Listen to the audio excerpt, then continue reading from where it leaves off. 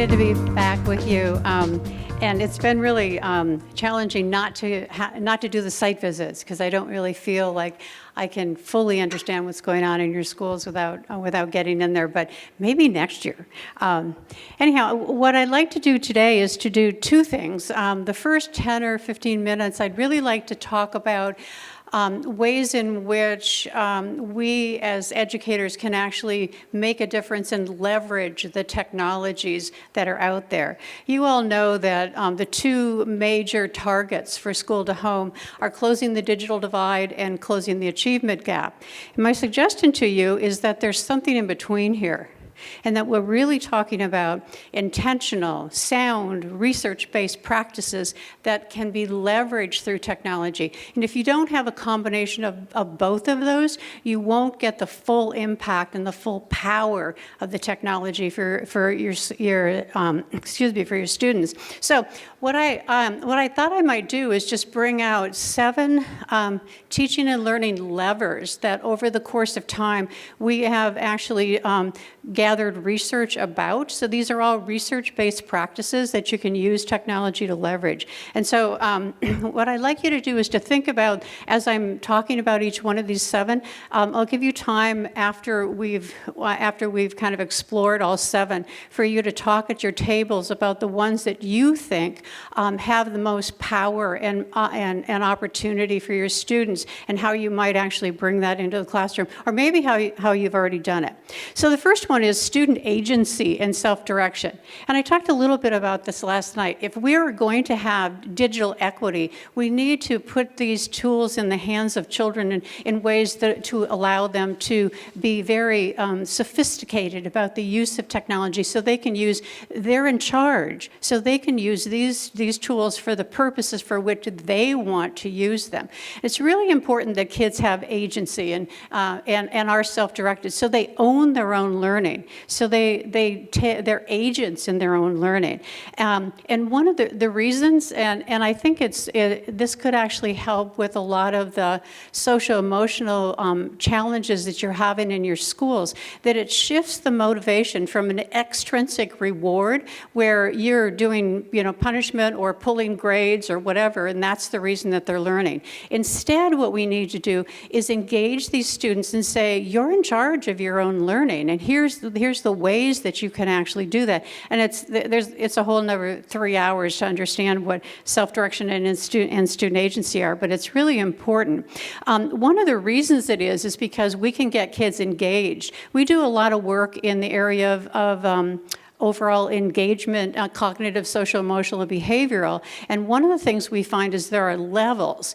And the intrinsic is where you want the student to be, where the student actually is in charge of their own learning, they understand why it's important, and they're pushing themselves. You're not pushing them. They're interested in what they do. And I thought I might give you just an example of how teachers can open up the possibility in their classrooms for student agency, for kids taking ownership and becoming agents in their own learning. This one is in a kindergarten classroom that I came across a few years ago, where this teacher had this one, how groups of kids are different, and the 7th graders come through and they're very different one year than they are the next year. Well, this particular kindergarten teacher said that she had these kids that were extremely needy when they came into kindergarten, and she was constantly helping them figure out how to color, how to cut, how to do whatever. And what she finally did is she actually made QR codes with videos that she would put up on the wall, and the kids would use their they wouldn't remember how to glue something, so they would use their QR code and go up and go get the video. And so they became self-directed, where they needed to they could actually seek the help that they needed to seek without going to her. Very powerful kind of opportunity. And one of the things I want you to think think about as you're doing that is that teachers can actually create this agency by teaching both surface learning and deep learning. The surface learning that we describe here is that quantitative increase in knowledge, where you're getting all those basic skills in play, and that's very necessary. But if that's all you do, if you take these beautiful concepts that we're teaching kids and you chunk them into, 7 to 10 different things, and they just study each one of the 7, and they never put it together so it's relevant and meaningful to their lives, then they're not ever going to actually enjoy and be intrinsically and intellectually engaged in learning. So the deep learning, the making sense out of things and interpreting and thinking about it and actually redefining what they think based on that is really, really important. The second part is personalized, individualized, and differentiated learning. And by one of the things, people oftentimes kind of use one in replace of the other one, but my sense is that personalized means that kids have agency, that they have choice, they have voice, they actually own their own learning, and they set their goals. And then they can pace it differently, they can vary content, and they can vary instruction. Individualized usually has the latter three, and then differentiated usually doesn't change pace, it just changes the level that kids are actually working at. So let me give you an example of where personalized learning really was great. I did an evaluation and consultation with Singapore American schools a few years back. And I was observing lots of different classrooms. And one that I observed that I was just blown away by was this second grade teacher who was teaching mathematics. And he was, you can see on there it says, invent your own trapezoid recipes. This was agency by these kids, but it was also personalized. And so the lesson that I was observing that day, he had a video about trapezoids, so kids could kind of look at what other people were saying about trapezoids and kind of the definition. And their job was to actually invent their own trapezoid recipe about how do you make a trapezoid. And so he had them go in and use manipulatives, as you can see. So it wasn't all tech. It was really, doing that work. And then, so what they did is they actually came off that rug after they were watching the video. They went over and they played. And he said, use these manipulatives and make trapezoids in as many different ways as you possibly can. And so they would make one with a bunch of triangles, and they would take a picture. And they would make another one with a bunch of other things. They would take a picture. And so they eventually had this conglomeration of trapezoids. And then at the end of the hour, and this is just in 1 hour, at the end of the hour, the kids would actually do a video and a voiceover of their recipe for trapezoids. It was incredible. And these kids had no time to misbehave. I mean, they were so engaged and excited about what they were doing. So again, personalized in the sense of connecting with them, working in teams, et cetera. It was really, really powerful. Here's another one. We want to get our kids engaged in learning. So one of the things that we need to do is to actually, to actually kind of connect what we're going to be teaching to their lives. So this is an example of a teacher in San Francisco who decided that she needed something to kind of engage kids and figure out the preconceptions and maybe misconceptions about heat and temperature that her 9th graders had. So she came in one day, she plopped a can of cold Coke up on the podium, and she said, okay, which would I wrap this Coke in to keep it cold longer? Would it be the sweater, or would it be the tinfoil? So think about that. So I haven't given you much time to think. And what she did is actually ask the question. They buzzed for 15 minutes during class, and they said, what's the answer? And she said, why don't you go home and think about it, ask other people, give me evidence when you come back about why you're choosing one or the other one. So kids were really interested in it, and not for a grade, but because they really wanted to know, which is what learning should be. So how many of you think sweater? How many of you think tinfoil? How many of you don't know? Yeah, and so they actually had this interesting conversation. Eventually, they realized that it was the sweater, because the sweater is an insulator and it keeps the cold in, whereas tinfoil is a conductor and it disperses that cold. And I know a lot of your mothers used to. Well, my mother used to wrap all my cold Cokes in tinfoil and send it off in my lunch. Bad idea. Really bad idea. But it's that kind of thing. And all of a sudden, kids are interested in kind of what's coming up. And she heard them talk about it and understood the preconceptions and misconceptions. Another thing that teachers can do, and this is differentiation and personalization, where they have to adjust the task complexity with the skill level of their kids. And in this one, you can see that the complexity goes from 0 up to I don't know what, and skill level, again, goes up this way. And what happens if you modify that just in the right way, you can get flow and creativity going.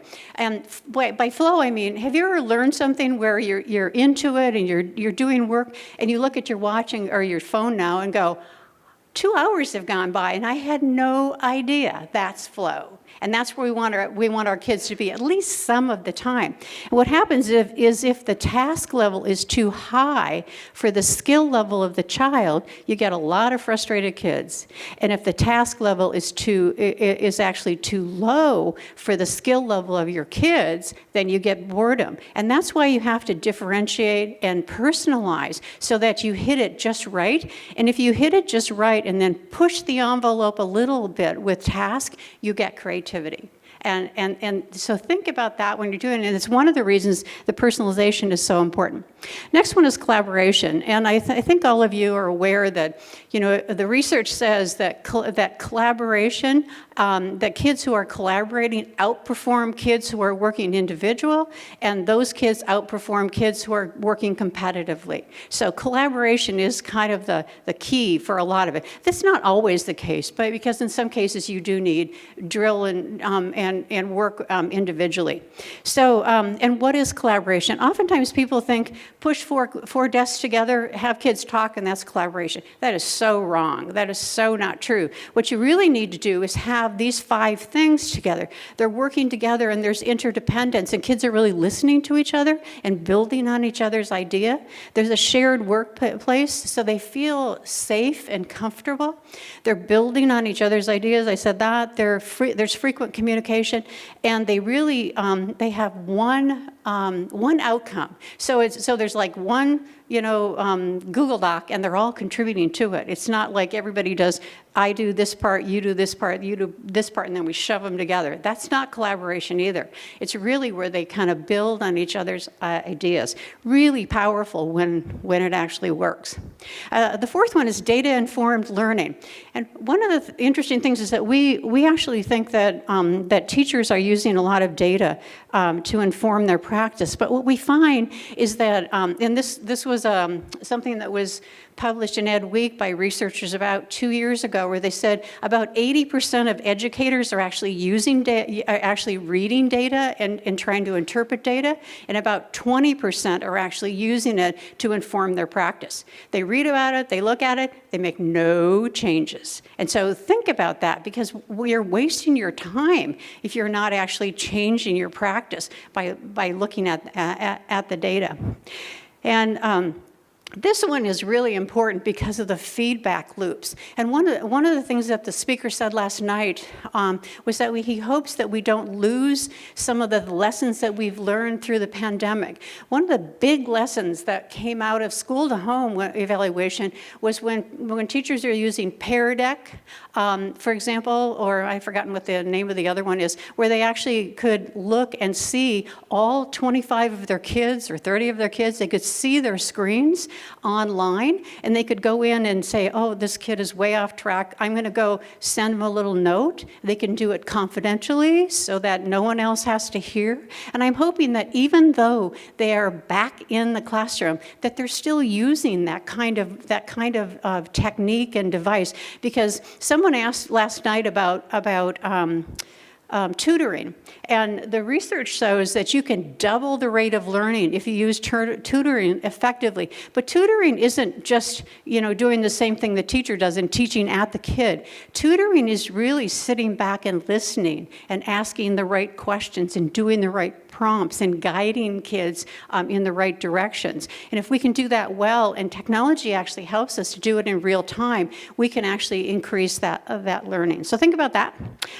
Visualization and media, I'm not going to say much about that except that if you look at the brain research, you find that there are two centers in there with working memory. One is for text and sound, and one is for visuals. And you can only put 7 to 9 things inside that working memory to do the complexity, but you also have that visualization. And if you're not using visuals, you're not maximizing the power of what kids can actually learn and do.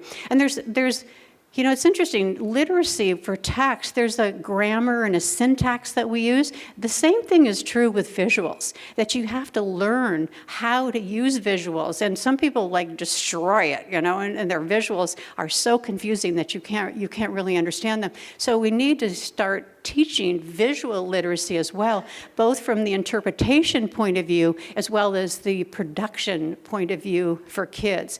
And we did some research a while back. We have I have a journal article published in an international journal that really shows that if you use visuals and multimedia well, you can increase the academic achievement of children by 25%. It's huge. So think about that.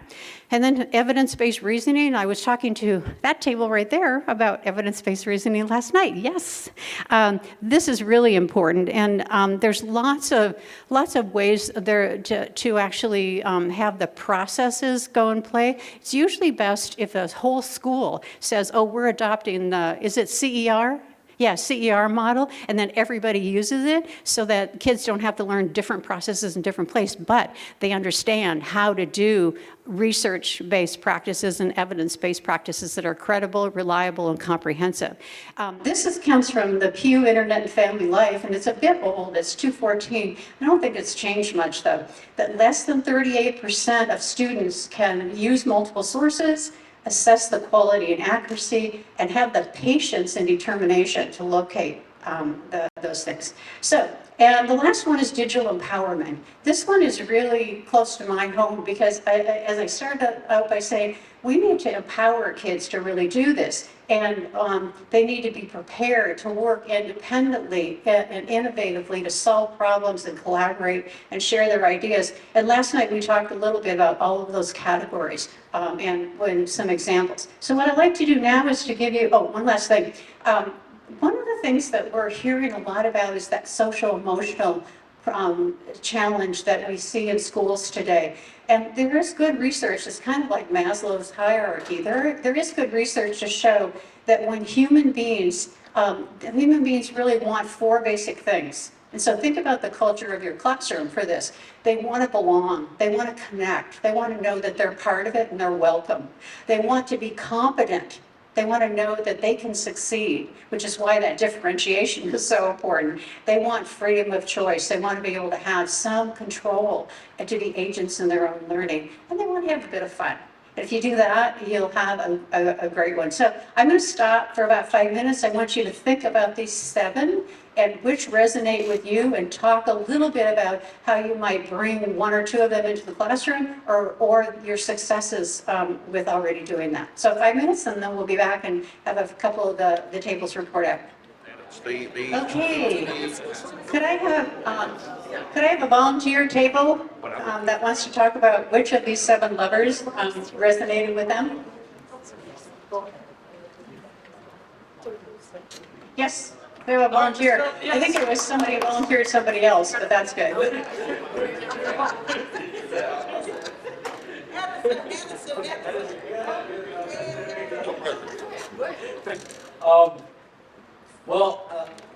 When I'm looking at the 7 digital teaching and learning levers, the one that resonated with me the most is the one that I'm probably the weakest at, and it is data-informed learning. So I know that with the APs and when we're in PDs, like going over the data in terms of like formative assessments and stuff like that, and then having us take that data to adjust our curriculum. For me, these last couple of years, I've been trying to practice it more and more.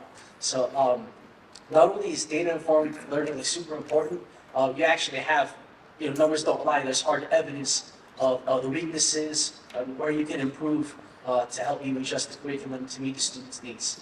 So for me, I chose data-informed learning. And one of the reasons that one's so hard is because oftentimes we can look at the data and see up and down, et cetera, but oftentimes a single teacher doesn't have the background to know 5 different things that they could do to fix that, to adjust for that. And so that's why it's so important to do that collaboration with your colleagues and to read the research. If you've not ever seen the Institute for Educational Science practice guides, you gotta go there. They're really wonderful. And they really tell you, what practices really work in reading, math, social studies, et cetera. One more quick table and then we'll go on. No?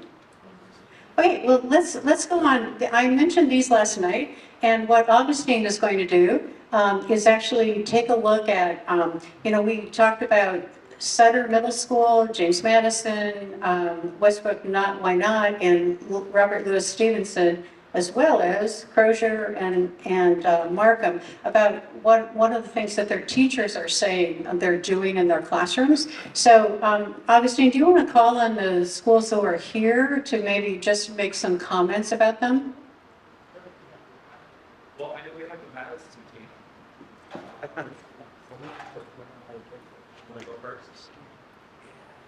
Madison over here, and what your teachers talked about is a deep dive into Buddhism and actually all the work that they did with data.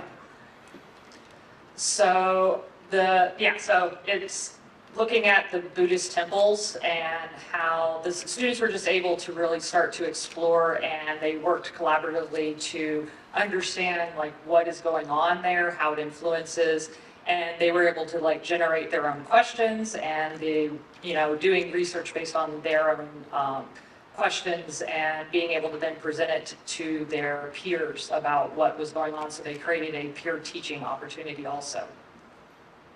Great, thanks for sharing. Others, Augustine? So we got a Crozier table.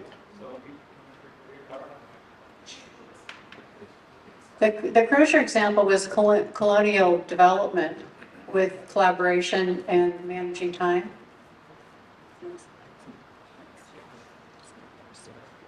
Well, one of the efforts this year is through the banked time. Our district is actually using banked time for the first time this year. And so on Tuesdays, there are some extended opportunities for teachers to collaborate around not only their strategies, but around their lesson plans.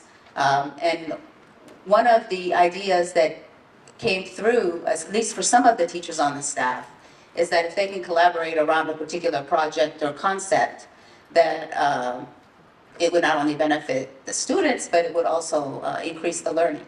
And so, as you can see there, one of the focus points was increasing the student collaboration in the classroom around these topics and around these concepts. I wasn't there to witness the actual lesson. However, that's what the teachers, and I believe it was the 8th grade house that reported this particular effort. Great, thank you, appreciate that.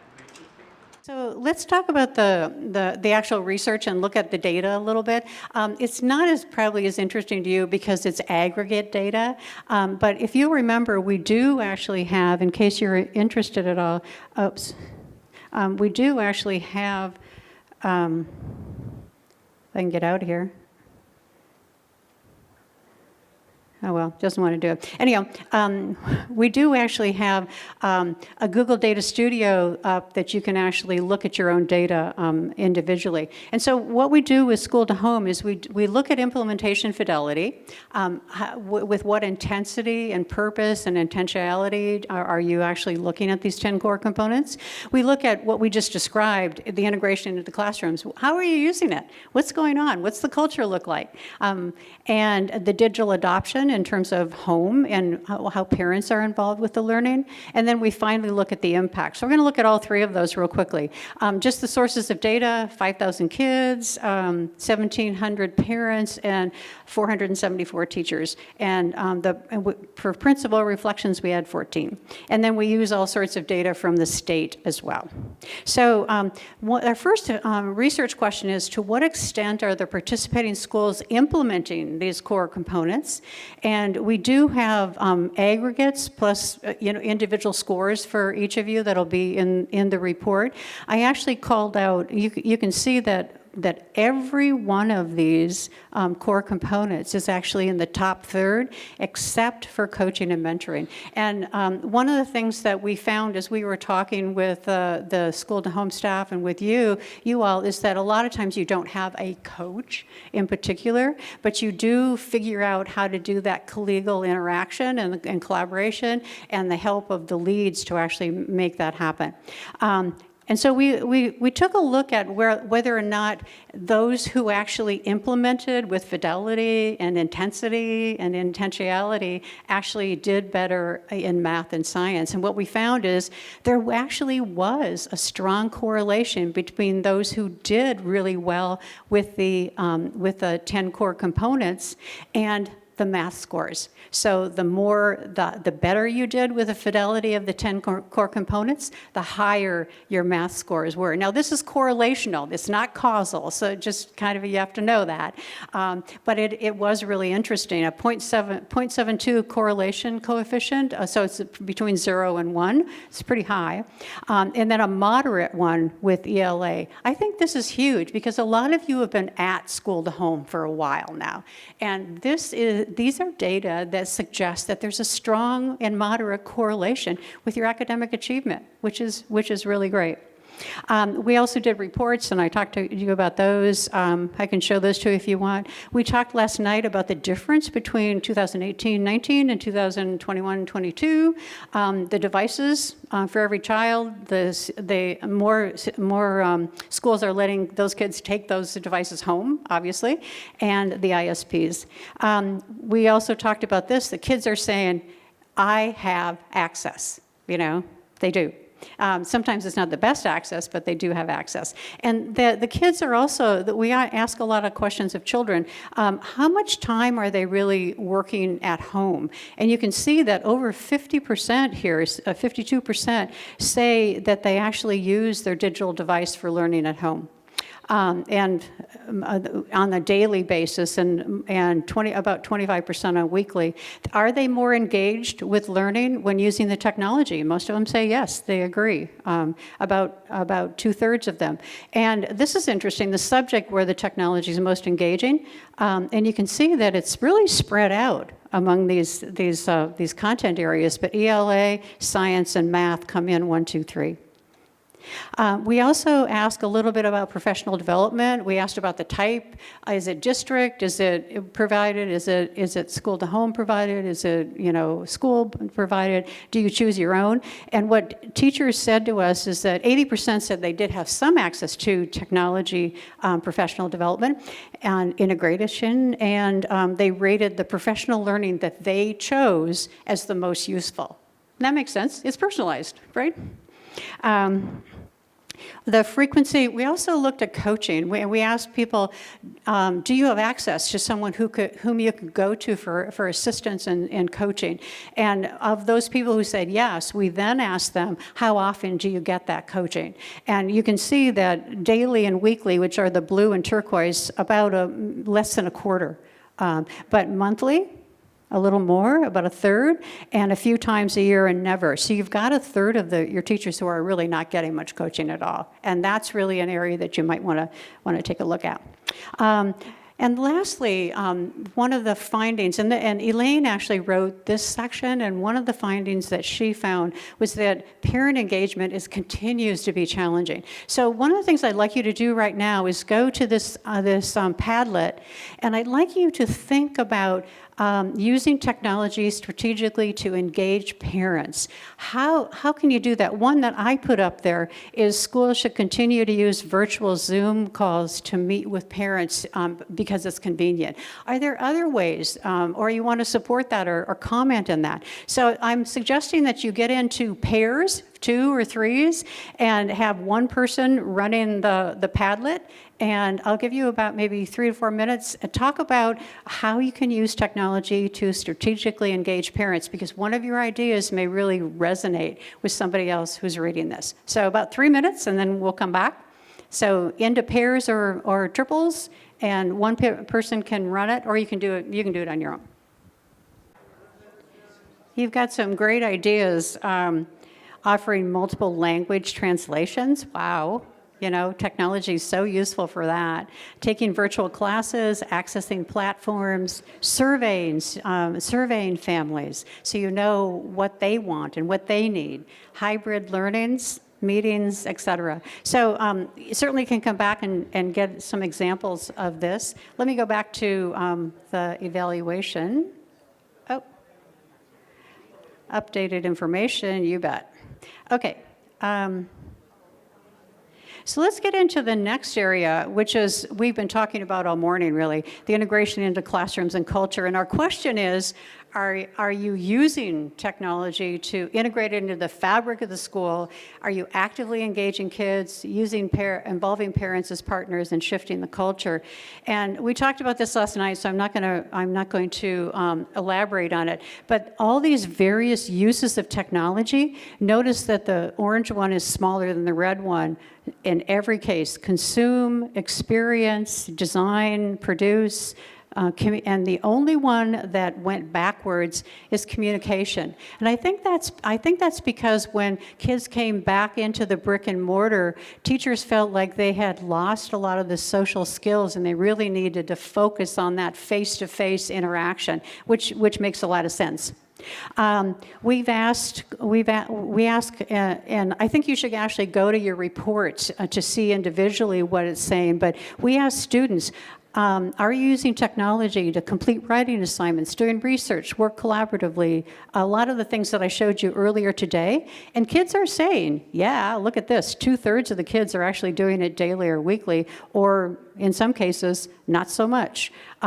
So again, using this data and then saying, what is important to me? And maybe what you say is evidence-based reasoning is really the important thing for me in my single plan, and that's what I'm going to focus on. So I'm going to ignore all the other data that Cheryl's given me, and I'm just going to focus on research online, conducting experiments, and collecting data, and then try to move the needle on that particular thing over time.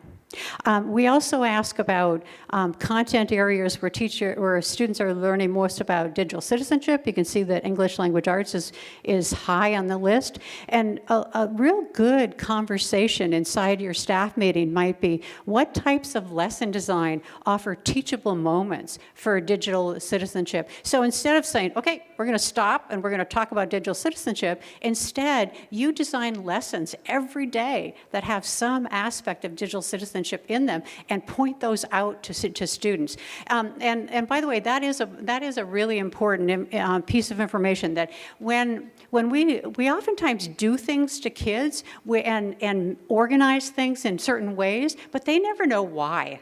And so one of the things we can do is, if we want our kids to be more self-directed and have agency, you can say, okay, I designed this lesson because I want you to have more choice, and here's your responsibility when you do have that choice, and so on. So you really are intentional about that thing. Opportunities for student agency. Again, what opportunities can you design into lessons every day that allow your kids to have some agency in their own learning?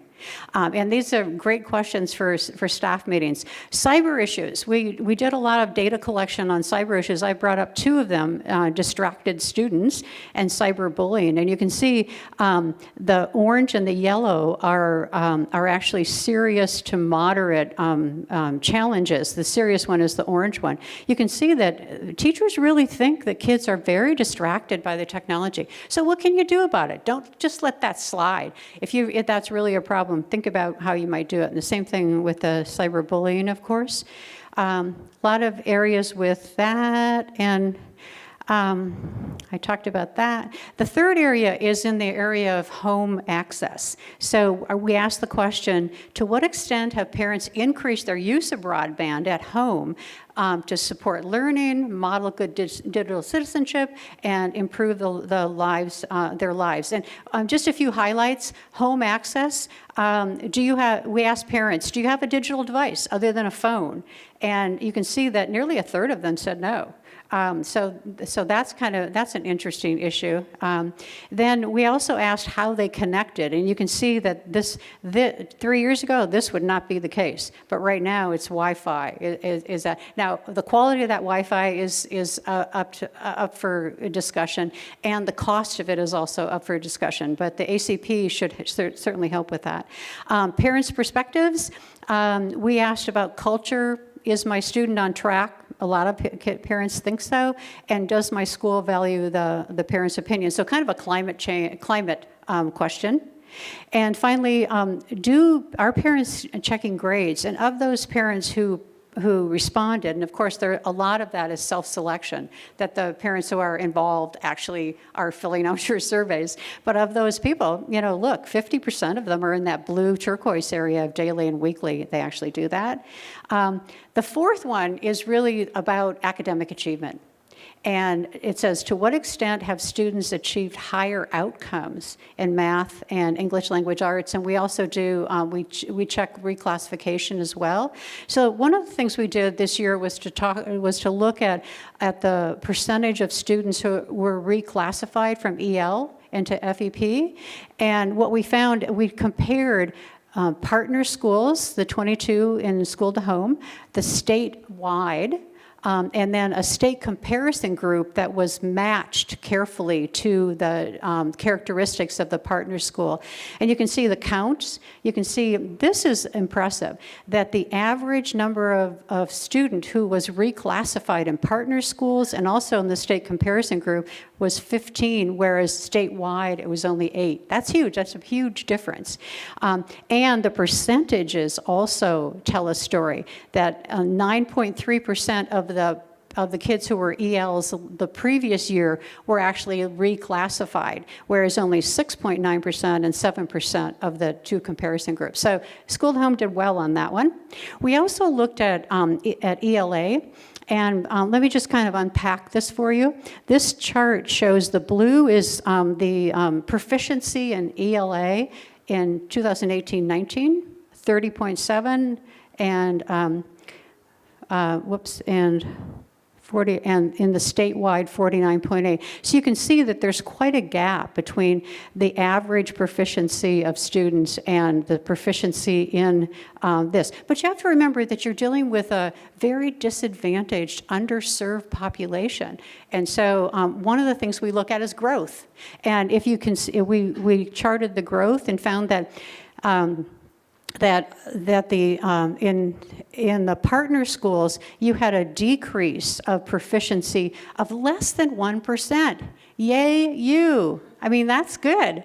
And whereas statewide, it was negative 2.8. So you actually beat the odds and did better than other schools did statewide. There's middle schools. I actually filtered for all middle schools in the state, and they actually went down 2.8%, whereas you only went down 0.9%. So that's good. And then finally, we also looked at math. You can see they're much lower. And again, you guys are almost, I think, 20 points. Well, actually, it shows here that the difference between the partner schools and the state was 19 in 2018, 2019, and that this year the difference was cut. So you've actually closed the gap a little bit. Yay, you again. And notice here that the deficit, the learning loss, was 5.3% here and 6.5% statewide for middle schools. So again, you beat the odds. Even though you're working with a disadvantaged group, you managed to have less of a percentage decline than statewide middle schools did. So good for you. And then finally, that I just want to reiterate that strong correlation with math and the moderate correlation with ELA. This means that when you pay attention to these core components, there is a correlation to the ELA and math. And I also wanted to just call out one group here. Macy's, I'd like you to just comment a bit.